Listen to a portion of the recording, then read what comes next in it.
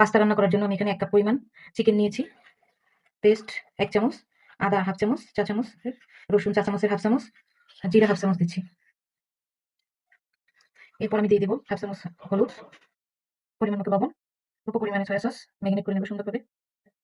এটা আমি ম্যারিনেট করে 10 মিনিট রেখে দেবো রেস্টে। পানিটা বলক হয়ে আসছে, আমি এখানে পাস্তা দিয়ে দেবো সেদ্ধ হওয়ার জন্য। কিছু পরিমাণ লবণ দিয়ে দেবো। পাস্তাটা সেদ্ধ হয়ে এসেছে, এখন আমি এটা উঠিয়ে নিচ্ছি। বেশি নরম করা যাবে না, হালকা একটু উঠিয়ে নিতে হবে। এরপর আমি টমেটো অ্যাড করে দিলাম। এটা একটু ভেজে নিব 5 মিনিট ধরে, উল্টে পাল্টে। ম্যারিনেট করা চিকেন গুলো দিয়ে দিলাম, সুন্দর করে ভেজে নিয়ে পাস্তাটা দিয়ে দিলাম। এটা দিয়ে আমি নেড়ে চেড়ে নিব। এবার চিজটা দিয়ে দিচ্ছি। চিজটা দিয়ে এখন আমি ঢেকে দিচ্ছি কিছুক্ষণের জন্য। কিছুক্ষণ পর ঢাকাটা উঠিয়ে দেখলাম সুন্দর হয়ে গেছে। কিছুটা পরিমাণে ক্রিম তখন